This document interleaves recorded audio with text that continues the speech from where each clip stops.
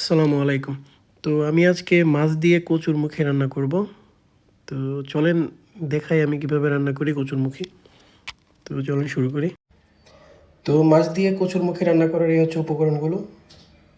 কিছু পেঁয়াজ, কাঁচামরিচ, টমেটো, কচুরমুখী, এই যে কিছু মশলা, আর এই যে হচ্ছে মাছগুলা। মাছগুলাকে হলুদ আর অল্প একটু হলুদ আর লবণ দিয়ে মাখিয়ে নিয়েছি। তো চলেন রান্না শুরু করি।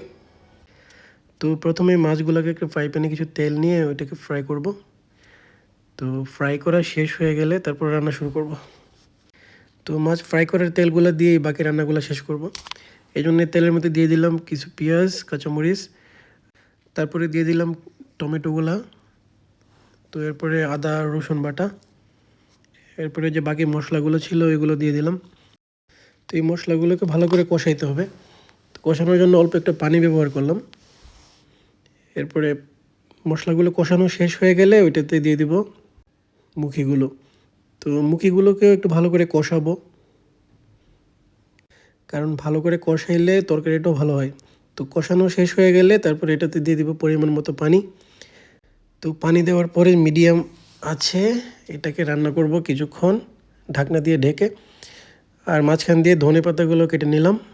এরপরে মুখিগুলো যখন সিদ্ধ হয়ে যাবে মোটামুটি, তখন মাছগুলো দিয়ে দিব তরকারির ভিতরে। দেওয়ার পরে হালকা আলতোভাবে নেড়ে ছেড়ে দিব যাতে মাছগুলো ভেঙে না যায়। তারপরে যখন তরকারিটা হয়ে যাবে তার কিছুক্ষণ আগে দিয়ে দিব আমার খুব পছন্দের ধনেপাতা, যেটা ছাড়া আমার তরকারি ভালোই লাগে না। তো ধনেপাতাটা দেওয়ার পরে দেখেন তরকারিটা এরকম হয়েছে। তারপরে পরিবেশন করব। আর সত্যি কথা বলতে তরকারিটাও একটু ভালো হয়েছে।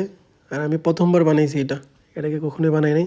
তো আমরা যারা প্রবাসে আছি, প্রবাসে থাকি, তারা অনেক সময় অনেক কিছু ট্রাই করি বানানোর জন্য। হয়তো বা দেশের মানুষের মতো হয় না, তবে তারপরে কিছু খারাপ না।